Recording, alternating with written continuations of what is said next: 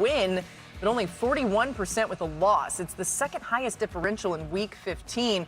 Big gap there if they do end up losing this game.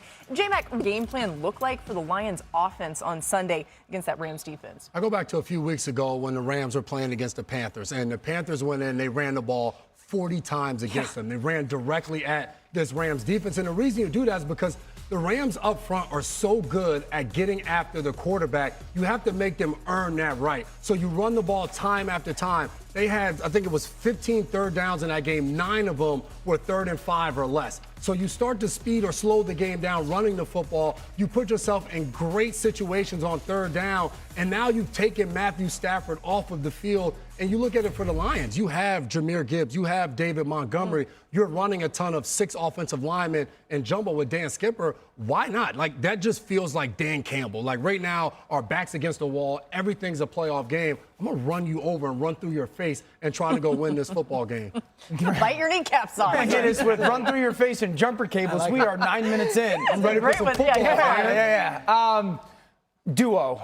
Can you stop duo? Duo is a double team run blocking scheme. I would say this, both teams. Whoever runs duo best is going to win this football game. It's the staple of run game wise for the Detroit Lions. It certainly is the staple for the Los Angeles Rams. I'd also say this, and it's something that has shown up recently for the Rams. Can the secondary tackle properly? Yeah. You know, that's one of the premises of that run game is I want to try to get that run to that corner. And is that corner willing to fit it? If you remember the Pittsburgh-Buffalo game, all that game was getting that run to the corner, and the corners couldn't and wouldn't tackle. That would be my philosophy if I was Detroit. I want Forbes to be willing to tackle on a consistent basis. Been great in coverage. Yeah. But I got to see if you're going to be willing play to meet after that. Play, that's tough. As exactly. A corner. You know, I'm always looking for like the 30,000-foot view of, all right, what's the big story? I immediately go to Goff and saying, Goff against the Rams. Here we go again. I loved Jared Goff's approach to this week. Just so you know, they asked him about it. He said that trade was a long time ago.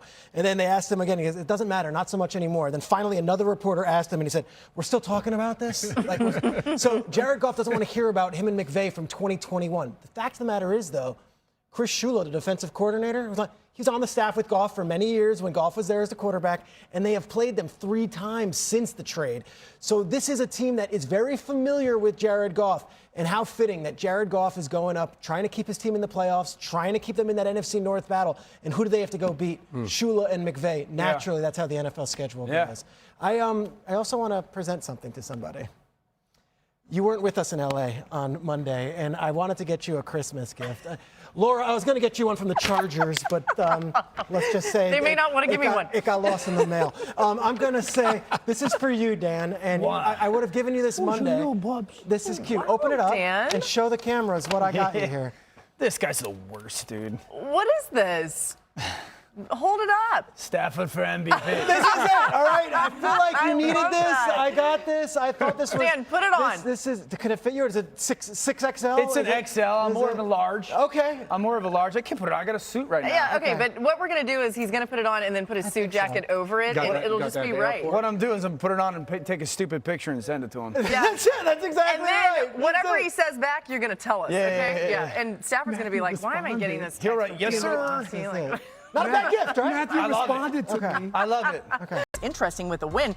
Remember, these teams will meet again in Week 18. So time to see what's on trend around the NFL, starting with the Ravens in Cincinnati on Sunday. Safe to say Jamar Chase loves playing Baltimore. Over 1,000 yards and 8 touchdowns in 9 career games. That includes 3 straight 100-yard games. J-Mac, does that trend continue this week against Baltimore? As much as he has killed the Baltimore Ravens, I'm going no with this one. A week ago, DK Metcalf went off against that Ravens secondary. They made adjustments. They started to shade the safety over the top. Also, T. Higgins' health comes into play. If Jamar Chase is out there without T. Higgins, I would expect Baltimore to keep a safety over the top and not allow him the big explosive plays down the field. Let's go to the Steelers. Their run game has not been trending in the right direction. They've allowed the most rushing first downs this season, and a lot of that is coming after making contact with the ball carrier when it comes to their defense. Dan, does that trend continue against the Dolphins on Monday Night Football? It does, because here becomes the Dolphins, who are now one of the 3 best run teams in football. It was one of the best pass games, and now it's one of the best run games. Look at this formation with 2 backs starting to the right, step down, ball fake, and here comes the whirly bird reverse. Just the formation and the presentation. The motion allows the angles on the front side. Achane is an absolute walking first down. You kick them, and their run game seams right now are absolutely sensational. Their fullback is very much so back in the mix. They've got the most athletic center in football. The identity of this offense, and the Steelers defense has consistently struggled to defend the run. Yeah, pretty cool to see what McDaniel's done. And by the way, maybe no T.J. Watt, so something to look out for. Well, let's see how this one plays out. The Dolphins taking on the Steelers, as Dan's talking about, on Monday Night Football, 8 Eastern on ESPN, ESPN Deportes, and the ESPN. Coming back. Does anyone want to come back and play receiver for the Falcons? Does Roddy White want to come back? Does Julio Jones? Does Finner in? Because I don't know who's playing receiver for the Falcons. They're going to go through Bijan Robinson. I would imagine he's going to have a big day, whether or not they're in this or not. I'm going to go that. Hello, completion percentage. I love that stat. Whoa. But that is not significant in this segment.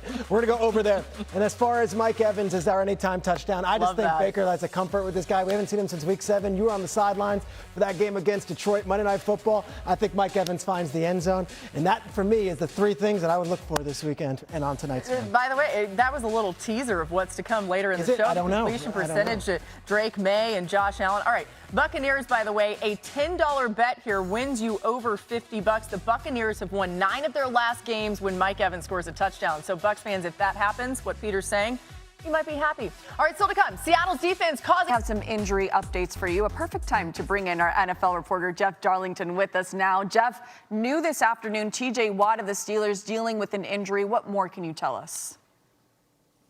Well, it's a rapidly evolving situation with T.J. Watt. Somewhat scary. He actually reported discomfort in his lungs while receiving treatment at the team's facility and has since been taken to a local hospital for evaluation. The team statement, very simply, T.J. Watt is currently in a local hospital for further medical evaluation of his lung after experiencing discomfort. He will not be at practice on Thursday, and his status for Monday night's game versus Miami is in question. Coach Tomlin will provide more updates at the appropriate time. Obviously, again, this is a very new and evolving situation. We'll obviously keep you posted as we learn more about T.J. Watt. Yeah, we appreciate you getting that information fast here for us. Steelers, as you said, play the Dolphins on Monday Night Football here on ESPN. We'll see if Watt will be able to go. All right, Jeff, let's get to some more injuries. Take us through the latest, starting with CeeDee Lamb. Well, we've got some concussion news to update you with. CeeDee Lamb is trying to progress through the concussion protocol. He was a limited participant in practice on Wednesday. The question becomes, can he get through that protocol? Will he be cleared in time for the game? They will be hosting the Vikings, so at least he wouldn't have to travel, giving him a little bit more time to get through that protocol. We'll keep a close eye on that one. T. Higgins also dealing with a concussion situation, but a little bit more tough to solve because he actually experienced more symptoms after Sunday's game, and he put himself back in that concussion protocol, this coming just 2 weeks removed from another concussion that cost him a game, and ultimately he was cleared from that, but now back in that concussion protocol. He was a limited participant in practice, but very limited at that. Riley Leonard, obviously a very interesting situation with the quarterbacks in Indianapolis. He was a full participant in practice on Wednesday. He's been dealing with some discomfort in his knee. We know that Daniel Jones dealt with the Achilles injury. That's going to keep him out for the season. Riley Leonard trying to make his way back. It looks like he will be available to play in this game. Of course, though, the question is that guy in the background, Phillip Rivers, on the team's practice squad. Will he play? We can point toward a couple reasons that would suggest he could. Shane Steichen, the Colts head coach, he played with him for 10 seasons. He's familiar with the offense. And actually, there are 14 players on the Colts roster right now that were on the roster when Phillip Rivers last played for the Colts in 2020. Yeah, that last time, as you said, it's been almost 1,800 days since Rivers last played in the NFL. We'll see who starts on Sunday. Jeff, but let's stay in the AFC here. Travis Kelce, the Chiefs are 6-7, currently out of the playoffs, and he spoke about their difficult season on his podcast.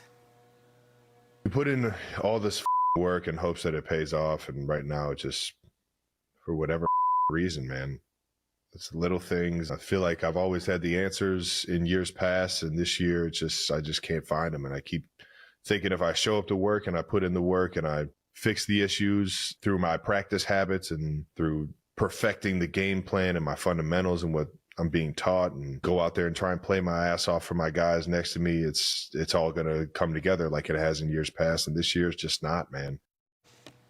Yeah, tough. And Jeff, you'll be headed to Kansas City as they take on the Chargers. What more can you tell us about the Chiefs' sense of urgency for this matchup? Yeah, I would say Travis's bleeps there probably tell the whole story in regard to how the Chiefs are feeling right now. But listen, Patrick Mahomes basically said, we understand the percentages, we understand the odds are against us, but he said that would make it even more special, more of a fun story if we can go ahead and find our way into the playoffs and maybe make a run. Again, I think that his approach to this is we're going to make the most of it by trying to win the game in front of us. If we can stack enough, perhaps it'll be enough to get into the postseason. He understands, by the way, when we look back to that Houston game, 10 incomplete passes, that's the longest stretch in his career, but certainly everybody kind of having their hand in this with the drop passes. There is a sense of urgency that has existed. This team still believes. The question, of course, is can they get it done? Yeah, a big question indeed. And you're headed to Kansas City. I checked the weather for you, Jeff. Sunny skies, low of 8, high of 25 this Sunday. Jeff Darlington, you're a pro in frigid weather. Bleep. Good luck.